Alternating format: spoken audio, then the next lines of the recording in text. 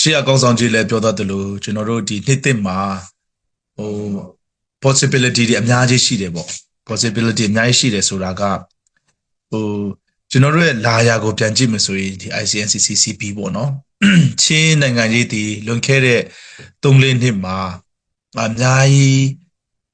ရိုက်ခတ်မှုတွေအများကြီးပြောင်းလဲမှုတွေရှိခဲ့တယ်ပြောချင်တာက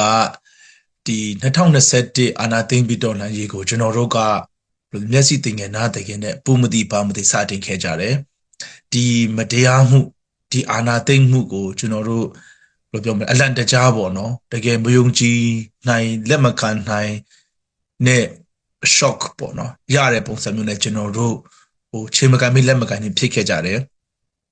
အဲ့ဒီကနေဆန္ဒပြတယ်ဒါပေမဲ့ကျွန်တော်တို့လူငယ်ဒီလူငယ်ပိုင်းတွေပေါ့နော်ရှေ့မှာ88ဆိုတာကြားဖူးတယ်မဖြတ်တန်းဖူးလိုက်ဘူးပေါ့နော်ရှင်းပြောမှဆိုရင်ဒီ84တို့62တို့ဟာတွေလည်းကျွန်တော်တို့ဘာမှမသိခဲ့ဘူးကျွန်တော်တို့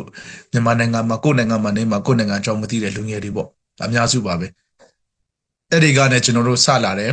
အဲ့ဒီတော့ကြားဖူးနားဝနဲ့ပဲဒီတော်လှန်ရေးကိုဘာမှဖြစ်မယ်ဆိုရင်မှလူငယ်တွေအကုန်လုံးပါပဲဆန္ဒပြတယ်ဆန္ဒပြအကုန်လုံးဖြိုခွင်းခံရတော့ကျွန်တော်တို့ကိုယ်နဲ့တန်ရာကြုံရဖက်ကိုထွက်လာပြီးမှတော်လှန်ရေးကိုရှေ့ဆက်လို့ရအောင်ဒါလက်နက်ကင်တော်လှန်ရေးဖြစ်ပြောင်းလဲရမယ်ဆိုတာကိုပါဝင်လာခဲ့ကြတယ်လက်နက်ကင်တော်လှန်ရေးဆိုတာကအဆုံးစွန်တော်လှန်ရေးဖြစ်တယ်ဆိုလိုချင်တာကလက်နက်ကင်လိုက်ပြီးသူတပအသက်ကိုနှုတ်ယူဖို့အစဉ်သစ်ဖြစ်ပြီးကိုယ့်အသက်လည်းအနှုတ်ယူခံနိုင်တဲ့ဆိုတာကိုတိတိကြီးရဲ့နဲ့လောင်ကြီးစားခြင်းအမြင့်ဆုံးလောင်ကြီးစားခြင်းထပ်လိုက်တဲ့တော်လှန်ရေးဖြစ်တယ်ပြီးတော့မှဒီကြားကာလမှာဖြတ်တန်းလိုက်တဲ့ကျွန်တော်တို့နားလည်ခဲ့တာတခုပေါ့နော်ကျွန်တော်တို့မြန်မာနိုင်ငံမှာဒီတော်လှန်ရေးလုပ်တယ်ဆိုတာကို revolution for revolutionary sake လို့ပြောမလားတော်လှန်ရေးလုပ်ဖို့ကိုပဲတော်လှန်ရေးလုပ်နေတယ်ဆိုတဲ့ပုံစံမျိုးနဲ့ဖြတ်တန်းလာတယ်တွေ့ရတယ်ပြောချင်တာတော်လှန်ရေးလုပ်နေရရင်ပြီးရောတော်လှန်နေရရင်ပြီးရောတော်လှန်စကားပြောနေရရင်ပြီးရောပေါ့နော်ကျွန်တော်တို့တော်လှန်ရေးထဲမှာမျောသွားပြီးမှတော်လှန်ရေးကိုအရသာခိုင်းမှတော်လှန်ရေးမှာမျောသွားမယ်တော်လှန်ရေးလုပ်ချင်တယ်တွေမဟုတ်ဘူးကျွန်တော်တို့လုပ်ချင်တဲ့ကျွန်တော်ချင်းကြီးနောင်ဒီလူတွေအကုန်လုံးလုပ်ချင်တဲ့တော်လှန်ရေးဒီအောင်မြင်တဲ့တကယ်တွန်းလှန်နိုင်တဲ့တော်လှန်ရေးဖြစ်ပြီးမှတကယ်ဒီမတရားမှုကိုဒီအချမ်းပက်စစ်အာဏာရှင်ကိုတွန်းလှန်မရမကတွန်းလှန်လိုက်ပြီးမှကျွန်တော်တို့ကိုယ်တိုင်ဒီအုပ်ချုပ်သူတွေဖြစ်လာရမယ်ပြည်သူတွေကနေပဲတဖြည်းဖြည်းပြန်လဲတင်မြှောက်လာတဲ့အုပ်ချုပ်သူတွေဖြစ်ရမယ်ဒီတရားဥပဒေပေါ် principle ပေါ်ခြေခံမှာပြည်သူလူထုရဲ့တိုးတက်မှုဖြစ်လာဖို့အတွက်ဒီလမ်းပန်းဆက်သွယ်ရေးကောင်းမွန်လာမယ်ဒီကျန်းမာရေးစနစ်တွေကောင်းမွန်လာမယ်ပညာစနစ်ကောင်းမွန်လာမယ်စီးပွားရေးအလုပ်ကိုင်ခွင့်တွေတိုးတက်လာမယ်လွတ်လပ်စွာပြောဆိုဖော်ထုတ်ရေးသားခွင့်ပြောဆိုခွင့်စသဖြင့်ပေါ့နော်ဒီလိုမျိုးပေါ့ကျွန်တော် political ideology အတွက်တော်လှန်နေဆိုတာထက်စင်းရဲနေတဲ့ပြည်သူလူထုအောက်ကျနောက်ကျဖြစ်နေပြည်သူလူထုအိမ်တောင်တစ်ခုချင်းစီဘဝတိုးတက်မြင့်တင်လာဖို့အတွက်တော်လှန်လုပ်ကြတာဖြစ်တယ်တော်လှန်ရေးစကားတွေပြောဖို့နိုင်ငံရေး theory တွေဟောပြောဖို့ပေါ့နော်ပြီးတော့မှကျွန်တော်တို့တော်လှန်ရေးမှာလက်ဖက်ရည်ဆိုင်ဝိုင်းမှာထိုင်ပြီးမှအာပေါင်အာရင်တန်တော်လှန်ရေး theory တွေညင်းနေတာမျိုးလိုင်းပေါ်မှာတော်လှန်ရေး theory တွေရေးနေတာမျိုးဆိုတာလောက်နေပေါ့နော်ဒါမှမဟုတ်လေတော်လှန်နဲ့ပတ်သက်တဲ့ workshop တွေပေးတာမျိုးလောက်နေတင်ကိုတော်လှန်ရေးလုပ်တယ်လို့ခန်းစားနေတဲ့လူတွေယုံကြည်နေတဲ့လူတွေပေါ့နော်ဒီအမြင်မျိုးတွေအစားကျွန်တော်လုံးဝပြောင်းလဲပြတဲ့တော်လှန်ရေးမျိုးဖြစ်တယ်ကျွန်တော်တို့တော်လှန်ရေးကိုစနစ်တကျလုပ်ရမယ်ခိုင်မာမာလုပ်ရမယ်အောင်မြင်အောင်လုပ်ရမယ်ပြည်သူလူထုအခြေခံပြည်သူလူထုဘဝတိုးတက်ပြောင်းလဲလာဖို့အတွက်အကောင့်ထဲပေါ်ဆောင်ရွက်နိုင်တဲ့ပြည်သူလူထုယုံကြည်မှုနဲ့အတူပြည်သူလူထုဘဝတိုးတက်ပြောင်းလဲလာတဲ့တော်လှန်ရေးမျိုးလုပ်ရမယ်ပေါ့နော်တော်လှန်ရေးမှဒီတိုးတက်ဖို့ပြောင်းလဲလာဖို့အဲ့ဒီကနေကျွန်တော်တို့ပြောနေကြစကားတော့ peace နဲ့ prosperity ပါပဲဒီငြိမ်လုံးမှာဒီငြိမ်အေးချမ်းရမယ်ပြီးတော့မှ prosperous ပေါ့နော်တိုးတက်ကြီးပွားချမ်းသာရမယ်ပေါ့လေအဲ့ဒီ peace နဲ့ prosperity အတွက်လုပ်တာဖြစ်ပါတယ်ဆိုတော့ဒီနှစ်သစ်မှာဆိုရင်ကျွန်တော်ပြန်ဒီမကြခင်ကပဲကျွန်တော်တို့ကျွန်တော်ရဲ့ personal တွေ့ကြုံရဆိုဒီနှစ်ခရီးစဉ်တွေများခဲ့တယ်ကျွန်တော်တို့ပို့ချုပ်ကုံပေါ်နဲ့တွားတွေ့ခဲ့တယ်ဒီကချင်ခရီးစဉ်ရှိတယ်အဲ့ဒီမှာသမရိုက်တူဝါလက်ရှိလာတို့ဆရာကြီးဒေါက်တာစောဝေဆိုးတို့ဦးရီမွန်တို့ပေါ့နော်ကိုဂျော်နီတို့နဲ့တွေ့ခဲ့တာရှိတယ်ပြီးတော့မှတိတ်မကြခင်မှာပဲကျွန်တော်ရခိုင်ခရီးစဉ်ပြန်သွားခဲ့တယ်အဲ့ဒီမှာလည်းပို့ချုပ်ထုံးညံ့နိုင်တို့ပေါ့နော်စသဖြင့်ဒီ ULA ရဲ့အကောင်းဆောင်ကြီးပိုင်းနဲ့အကုန်လုံးစုံလင်နဲ့အချိန်တော်ကြာတွေ့ဆုံခဲ့ကြတယ် မကြသေးခင်ပဲကျွန်တော်ဒီအိန္ဒိယခီးစဉ်တစ်ခုပြန်ရှိခဲ့တယ်ပေါ့နော်ဆိုတော့ခရီးသွားတာများခဲ့တဲ့နေ့ဖြစ်တယ်ဟို2023မှာပေါ့နော်စတယ်ဒါပေမဲ့2024တခုလုံးဒီကျွန်တော်စီရေးအရှိန်နှစ်တင်ခဲ့တာဖြစ်တယ်ဒီ CP ပေါ့နော် ICNCCCP ဒီစီရေးတွေမှာအောင်မြင်မှုတွေအများကြီးရပါတယ်ဒီကနေမှ2025ဒီကျွန်တော်တို့စီရေးအရှိန်နည်းနည်း short ချပြီးတာနဲ့ဒီတန်တမန်ရေးရာနိုင်ငံရေးရာမှာတောက်လျှောက်အရှိန်နှင်းခဲ့တဲ့ကာလဒီစီရေးနိုင်ငံရေးရာတန်တမန်ရေးရာတိုးတက်မှုတွေလည်းအများကြီးရှိလာတယ်ဆိုတော့ရှေ့ဆက်ပြီးမှကျွန်တော်တို့ဒီချင်းတပြည်နယ်လုံးစာဟိုနောက်ဆုံးတနိုင်ငံလုံးစာညှော်တွေးရမယ်ကြည့်ရမယ်ကာလဖြစ်တယ်ဒီနှစ်သစ်မှာကြည့်မယ်ဆိုရင်လည်းဟိုကျွန်တော်လက်တွေ့မှာတချို့တော့အားရဆန်လေးတွေတွေ့ရတာရှိတယ်ပြောချင်တာကNUG PDF တွေနဲ့ဆိုရင်ဒီစင်ဖြူကျွန်းတို့စလေတို့နော်မင်းလှတို့ပြီးတော့ကတာဖက်ပြီးတော့တခြားဖက်မှာသူတို့ရဲ့ထိုးစစ်တွေဒီပဲခူးတိုင်းဖက်မှာမကွေးတိုင်းဖက်မှာစကိုင်းတိုင်းဖက်မှာပေါ့နော်ထိုးစစ်တွေဒီအရှိန်ရလာတာတွေတွေ့ရတယ်အစာပြိုးလာတယ်အရှိန်ရလာတယ်ဟိုဒီစိတ်ကောင်စီရဲ့ထိုးစစ်တွေအကုန်လုံးတန်းတူရှင်းထန်နေတယ်စစ်ကောင်စီအရင်ကထက်ပိုပြီးမှစခန်းနေကိစခန်းနေကိုတင်လာနိုင်တယ်ထိုးစစ်ဆင်လာနိုင်တယ်ပေါ့နော်ဒီအရှိန်တွေကိုကျွန်တော်တို့ကျွေးကူးရပါပေါ့နော်မကြသေးခင်လည်းအားလုံးသိပါမှာဒီ SRA ပေါ့နော်ဒီ Spring Revolutionary Alliance ပေါ့ကျွန်တော်တို့နွေဦးတော်လှန်မဟာမိတ်တပ်ပေါင်းစုကိုဖွဲ့ထားတယ်အဲ့ဒါဒီတကယ်ပြောချင်တာကကျွန်တော်တို့ရဲ့ဒီတော်လှန်ရေးရန်ရာကြီးပေါ့နော်တော်လှန်ရေး machinery ကြီးတစ်ခုလုံးအကုန်လုံးစလဲပတ်ဖို့အတွက်ဒီခွေးသွားစိတ်လေးတစ်ခုချိတ်ဆက်မိလာပြီလဲပတ်လာပြီပေါ့နော်ဆက်ပြီးမှပိုချိတ်ဆက်လာအောင်ပိုလဲပတ်လာအောင်ကျွန်တော်တို့စူးစမ်းမှာဖြစ်တယ်အဲ့လိုဝိုင်းဝန်းစူးစမ်းနေကြတယ်ပေါ့နော်ဆိုတော့ကျွန်တော်တို့ဒီအောင်မြင်တဲ့ချိန်မှာရင်းတော့ကကျွန်တော်2023ကျွန်တော်တို့ဒီChilean Council pre-plenary meeting မှာကျွန်တော်တို့တွေ့တော့ကဆိုရင်ပြန်မှတ်မိတယ်ဒီ September 7 8 9မှာပေါ့နောက်ဆုံးနေ့မှာကျွန်တော်တို့ကဲ WC လေးလုံးဖွဲ့ကြမယ်ဆိုတော့ဒီ constitution ကိုကျွန်တော်တို့မယုံကြည်ဘူးဒီ constitution ကိုအများကြီးဆက်ဆွေးနွေးချင်သေးတယ်ဒီဟာကြီးကိုဒီလိုကြီးဝေယုံသုံးကားပေါ့နော်တက်သုံးရကျွန်တော်တို့အထီးမပြုတ်လဲအောင်နဲ့ဆိုပြီးမှဆက်ဆွေးနွေးချင်တာကိုဒါနောက်မှအဲ့လိုဖြစ်မယ်ပါညာတရွတ်တိုက်ဆွဲပြီးမှပေါ့နော်ဖြစ်တဲ့အတွက်ကြောင့်နောက်ဆုံးနေ့မှာ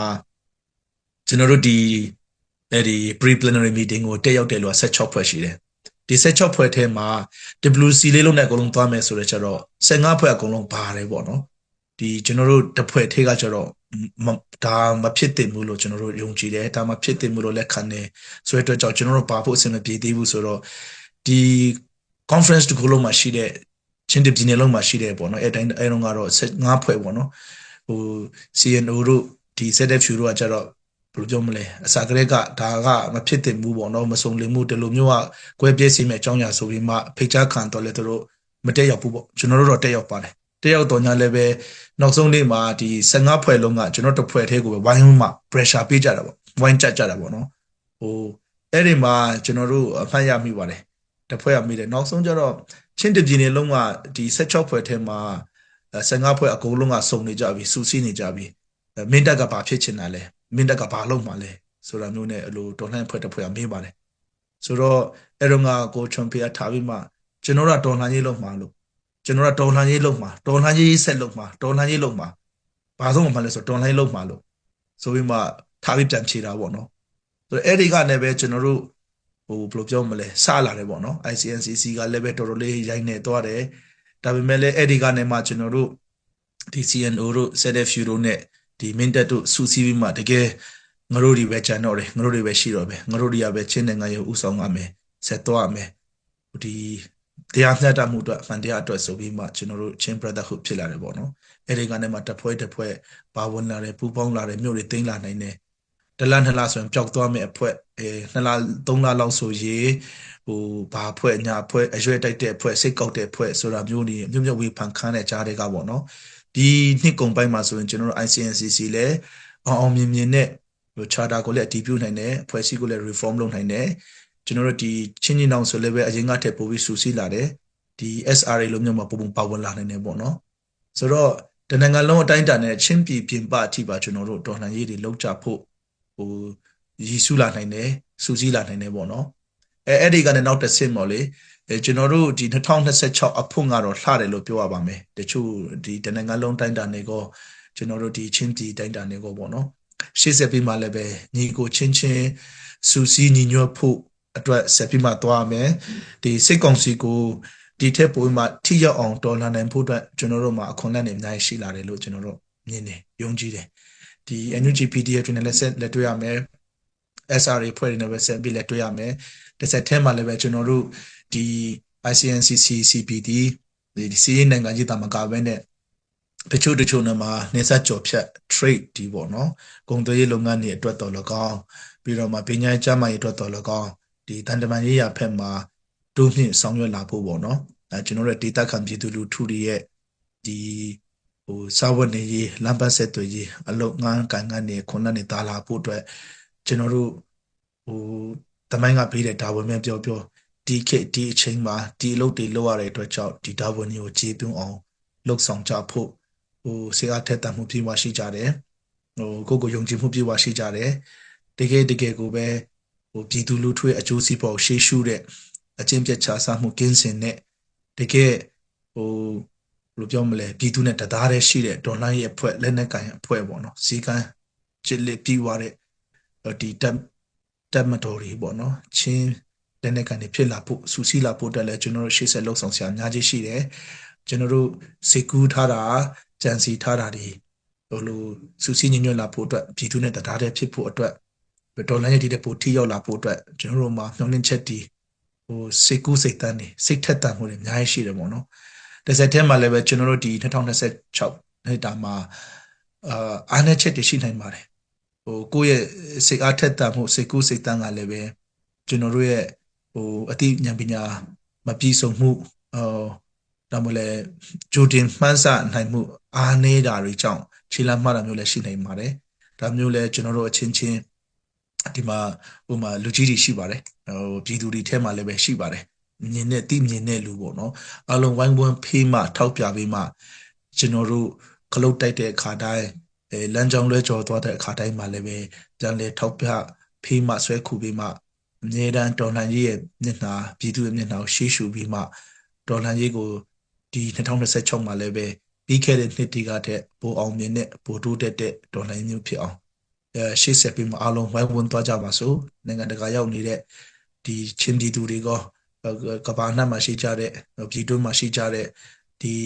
တော်လှန်ရေးမိဘညီကိုမောင်နှမအားလုံးဆက်လက်ပြီးမှကျွန်တော်တို့ဒီခေတ်ဘုံကိုထမ်းပြီးမှခေတ်လန်းကိုရှောက်ကြဖို့ပေါ့နော်တမန်ကပေးလိုက်တဲ့ခေတ်ကပခုံးပေါ်တင်ပေးလိုက်တဲ့တာဝန်ကိုကျွန်တော်တို့အကောင်းဆုံးခြေပုံလုပ်ကြမယ်ကျွန်တော်တို့နောင်လာလူငယ်လေးတွေ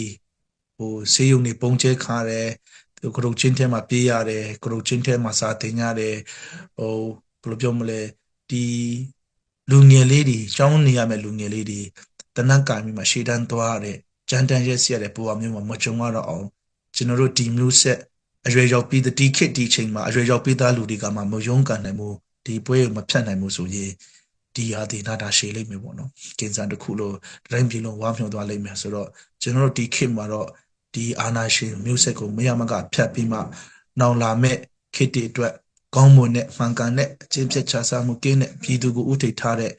အစိုးရတွေလက်နက်ကင်ဖွဲ့တွေဖြစ်လာအောင်ပေါ့နော်ကျွန်တော်တို့ဝိုင်းဝန်းစူးစမ်းကြပါစို့လို့တိုက်တွန်းအားပေးနေကျွန်တော်ညီကုန်းချုံအပ်ပါတယ်အားလုံးများကျေးဇူးတင်ပါတယ် Happy New Year ပါ